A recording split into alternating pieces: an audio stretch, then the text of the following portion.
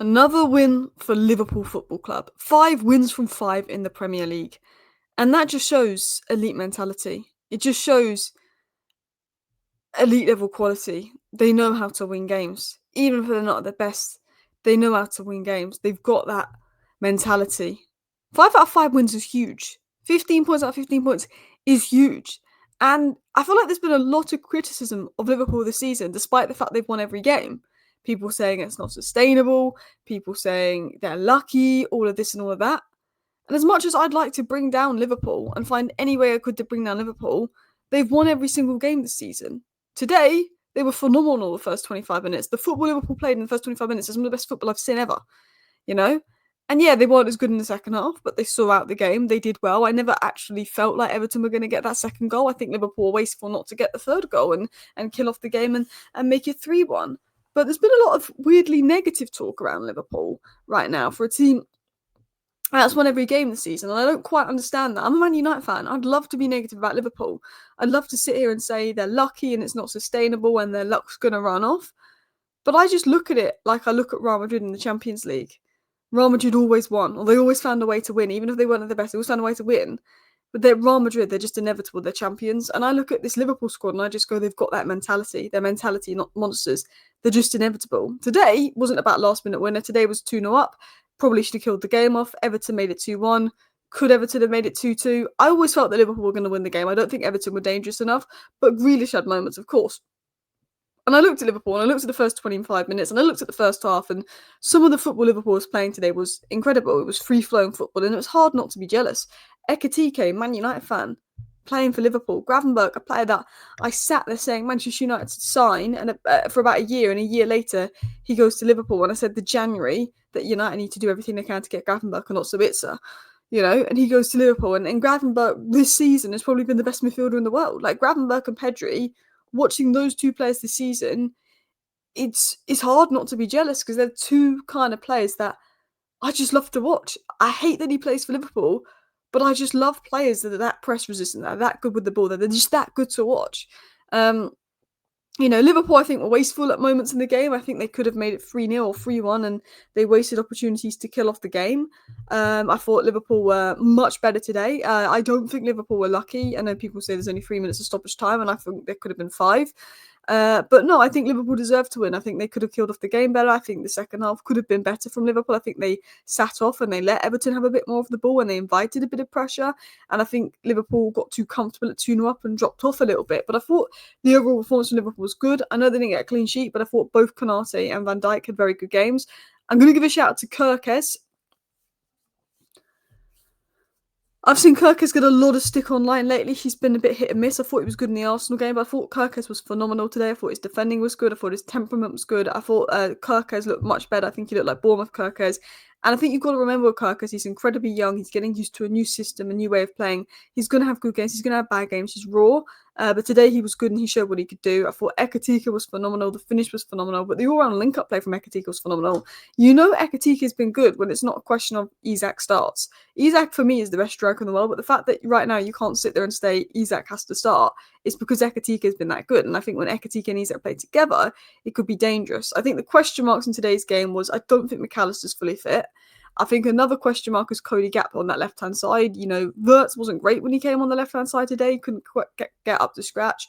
Rio Nemo was very young. Could Ekitike or Isak take their left-hand side? There is questions over Gakpo, but I thought for the most part Liverpool were very good. I thought Conor Bradley did well against Grealish. I thought Salah was much better today. I thought Szoboszlai was good as always. I thought Gravenberch was definitely man of the match. Ekitike showed good moments. So yeah, let's talk about Ryan Gravenberch. So he scored and assisted today, and he's the youngest Liverpool player to do so in a Merseyside derby. And it wasn't just his goals or assists, Ryan Gravenberch, that made him stand out. It was just, again, how press-resistant he is, how he gets the ball, and he can get the ball at any angle and break the lines, how he can run through players, how he can carry the ball, how he's just so good on the eye to watch. He's got that little bit of Pedri. He's so press-resistant. But on top of that, 7 duels won, 5 tackles, 69 touches. He's got the ball-winning ability, the physical ability, the defensive dueling ability, but also on the ball is like a Pedri. Fantastic on the ball, fantastic at breaking lines, so technically gifted, can carry the ball. He's press resistant, he's breaking lines with every pass and every carry. He's starting to come up in the final third and bring creativity, because Gravenberch is a box-to-box player. People forget that Gravenberch's a box-to-box player because Arne Slot moulded him into a 6. Gravenberch's naturally a box-to-box player, and you're seeing his little influences there with the pass for the assist, with the well-taken goal, and really good assist from Salah as well. But that goal from Gravenberch was phenomenal, and he's shown in the last few games his presence in that box, and actually why he's deep down a box-to-box midfielder, not a deep-lying playmaker. And I do think Liverpool will look at someone like Carlos Baleba in the summer, who hopefully they don't get, because that's who I want Manchester United to sign, to maybe unlock Gravenberch and see Gravenberch being more a box-to-box. But he's growing into a leader, and I think the last 3 games, for me, Gravenberch's been man of the match. I thought Gravenberch was phenomenal versus Burnley. I thought he was absolutely phenomenal in the Champions League versus Atletico Madrid, and I thought he was phenomenal today. We're talking about 3 man of the match performances in a row for Gravenberch. We're talking about a guy that has just been absolutely incredible on the ball, with his touches, with his control, with his passing, with his duelling, with his creativity. He's been, so far this season, the best midfielder in the world this season. Obviously, it's 3-4 games in. That doesn't mean he's going to be the best midfielder of the season. But the way he started the season, how good he's been, is hard not to be jealous. Particularly when I have old tweets about how Man United should get Gravenberch way before he joined Liverpool. I also want to talk about Hugo Ekitike, his 3rd Premier League goal already, but also it wasn't just about the goal, it was about his touches, his combinations, his little dribbles. You can see his technical ability, his hold-up was good, the finish was good. 7 duels won, 4 out of 4 dribbles, 2 tackles, 1 goal, defended. He brought everything. Ekitike has a mix of size, pace, technique, can lead the line, can drop deep. Ekitike, it feels like he has everything. There was always questions over his performance, over his finishing, because he's underperformed his XG in the past. What a finish that was from him today. What I noticed with Ekitike was that I saw the Liverpool, because Liverpool got so many new players, I think it's going to take time for the chemistry to form and for it to click. But I saw in those first 25 minutes, it was really clicking with Ekitike and all the Liverpool players. The football Liverpool were playing in the first 25 minutes was so liquid, it was all clicking. And Ekitike was a big part of that, with his movement, with his runs, with his little touches, with his little combinations. A fantastic goal today, but also just a fantastic all-round performance. And I think when someone like Alexander Isak comes in and adds to that, Liverpool are going to be very scary, because those two, it's not a case of Ekitike plays or Isak plays. Those two can play together. I don't think we saw a lot of Alexander Isak today. I think he had a few nice touches. I think he played a nice ball. Was it into Salah, who I think might have been offside? But with Isak, he's a very intelligent player. And with Ekitike, he's a very intelligent player. Both players are very comfortable getting on the ball in deeper areas, having little touches, having little combinations. And I think those two could play really well together. Ekitike's played in the front two. Isak can play in the front two. I think he had with Gordon in some of the games against Arsenal last season for Newcastle. But, Ekitike could be like a left winger /9 with Isak as the striker, potentially, but if it's not working with Gakpo. But I think if Ekitike was to be used as a left winger, he'd have to be used differently to how Gakpo's being used. I think you'd need Kerkez really out wide so Ekitike come more central. But you could see Arne Slot go with a front two and play both Ekitike and Isak together. I feel like the media is trying to compare Ekitike and Isak like it's one or the other, but I actually think both of them could play together. They're both intelligent players that could thrive off each other's movements and short touches and combination plays. And, we saw the Marmoush Ekitike dynamic. They could do that with someone like Isak. And I think, having Ekitike and having Isak and having all this attacking quality brings so much unpredictability to Liverpool. And because Liverpool are so unpredictable and chaotic, again, it gives Liverpool more ways of winning games and breaking down low blocks and finding those moments, which Real Madrid used to do. Yeah, I thought Kerkez was much better today. I thought defensively he was really good. He made a header quite near the end, which did well. I think, there's been questions over his aggression, over his temperament, but I thought it was a lot better today. I thought his movement and reading of the game was a lot better.